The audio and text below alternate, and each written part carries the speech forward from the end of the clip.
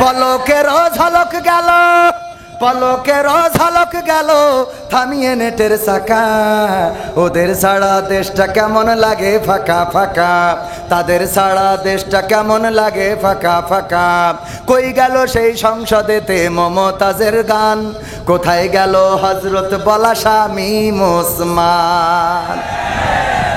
বোরকা পরে পালিয়েছে, ঠিক না বেঠে? কই গেল সেই সংসদেতে মমতাজের গান, কোথায় গেল হযরত বলা শামীম ওসমান। ইনু মেনন দীপু মনি আছে কারাগারে, পাপ করিলেও পাপ কখনো ছাড়ে কি আর তারে।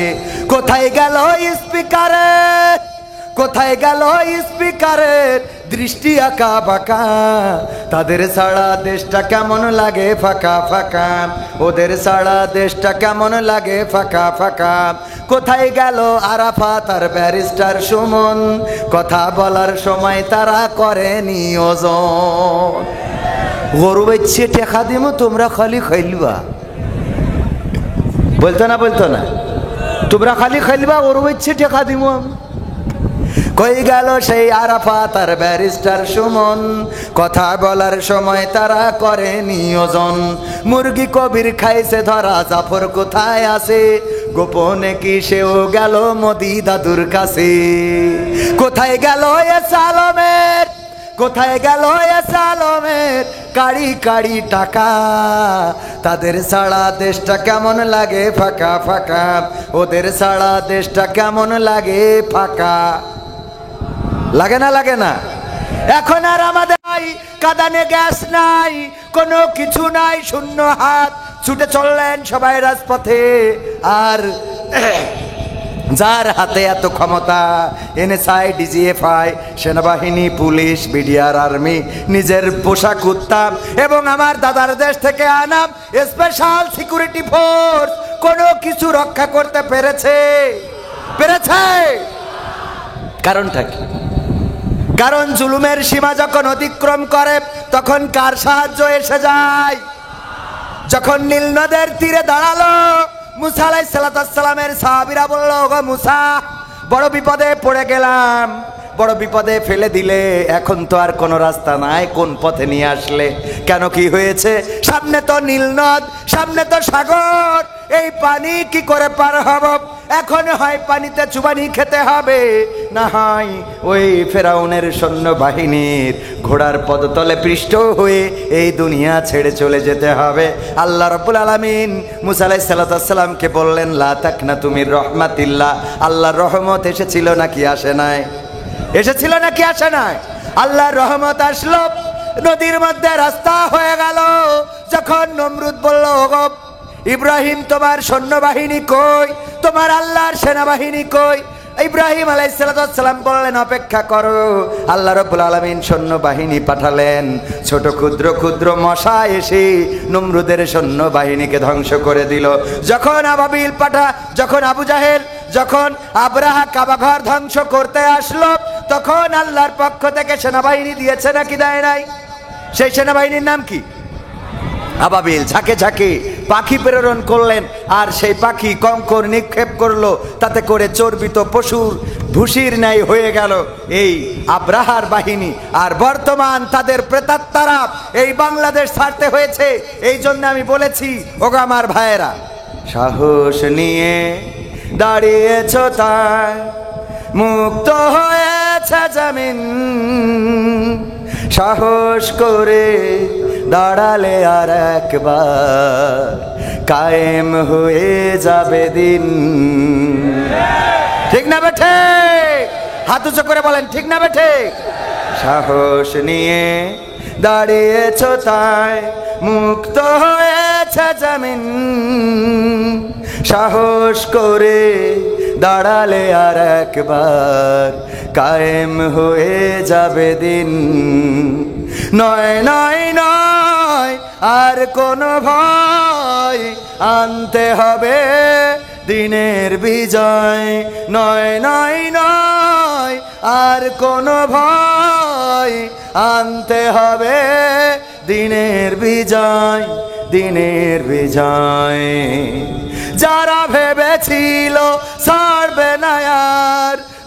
ক্ষমতার ওই মাসনদ। দেখেছে তারা রবের পাকড়াও, কি করে করে নাস্তানাবুদ। যারা ভেবেছিল ছাড়বে না আর ক্ষমতার ওই মাসনদ। দেখেছে তারা রবের পাকড়াও, কি করে করে নাস্তানাবুদ।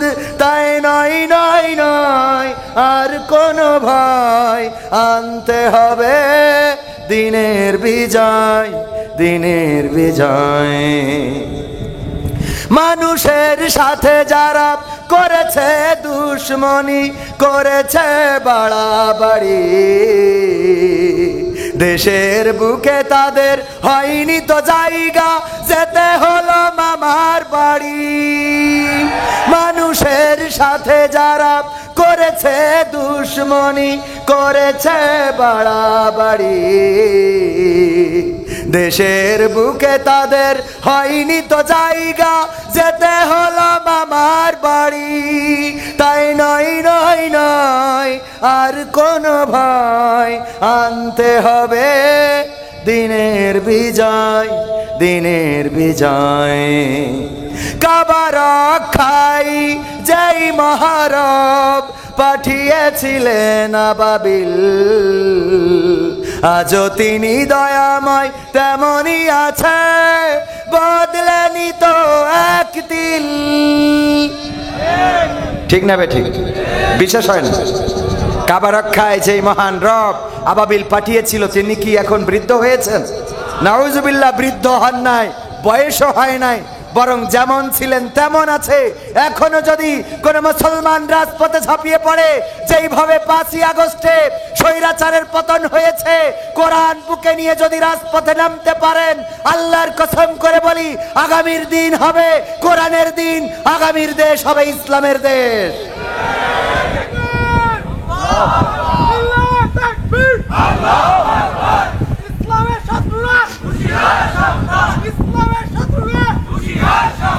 কাবা রক্ষায় যেই মহারব পাঠিয়েছিলেন আবাবিল, আজও তিনি দয়াময় তেমনই আছে, বদলেনি তো এক দিল।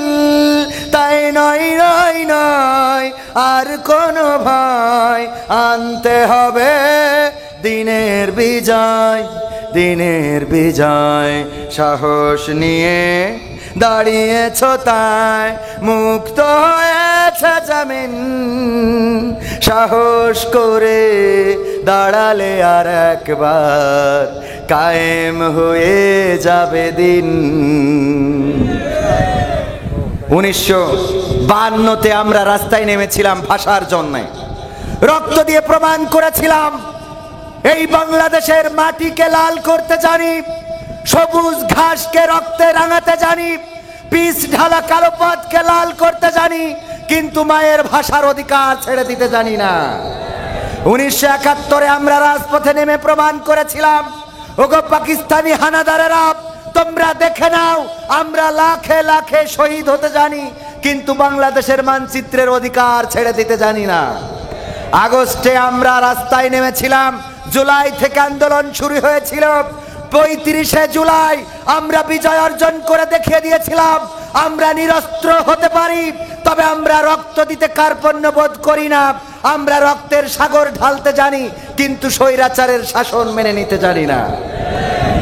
একইভাবে যদি আগামীর দিনে কোরআন বুকে নিয়ে রাজপথে নামতে হয়, কোরআনের জন্য যদি রক্ত ঢালতে হয়, সেই রক্তের সাগরে যদি সাঁতার কাটতে হয়, সাঁতার কেটে কেটে একটি রক্তাক্ত বিপ্লবী কালেমার পতাকা বাংলার জমিনে উড়াতে রাজি কারা কারা? দুটি হাত দেখতে চায়।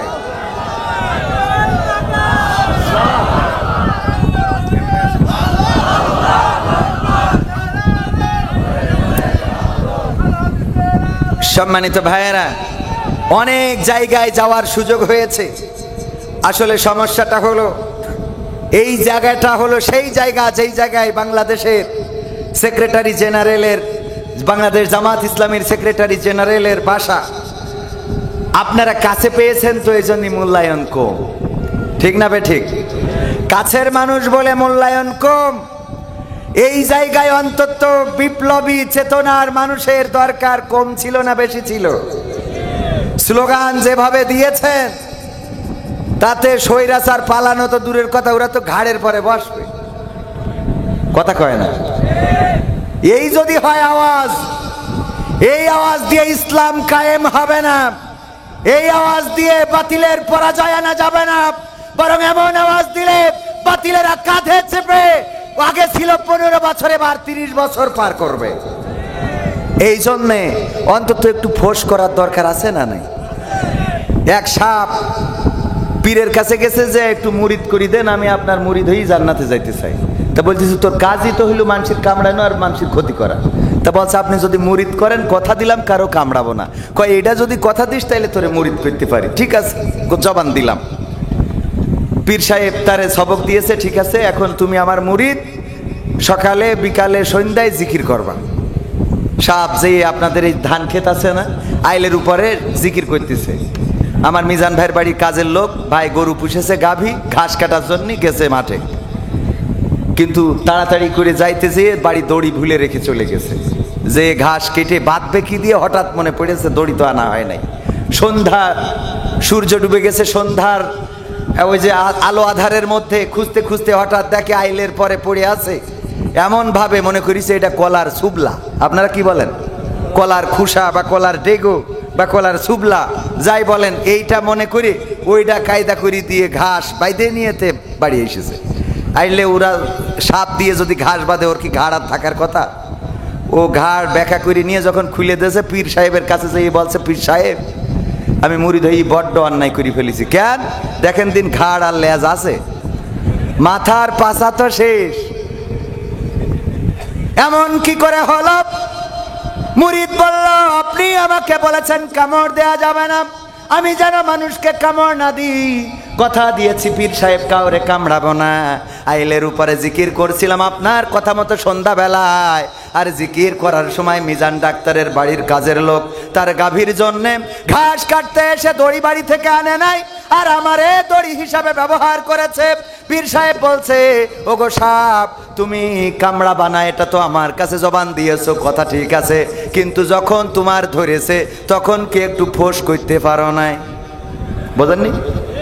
তোমার তো ফোঁস করতে মানা করি নাই, কামড়াইতে নিষেধ করেছি এটা ঠিক, কিন্তু তুমি যদি একটু ফনা তুলতে, যদি একটু ফোঁস করে উঠতে, তাইলে মিজান ডাক্তারের ওই কাজের লোক ঘাস নেয়া তো দূরের কথা, বরং ওই ঘাসের ওখানে লুঙ্গিটা খুলে বাড়ি আসতো।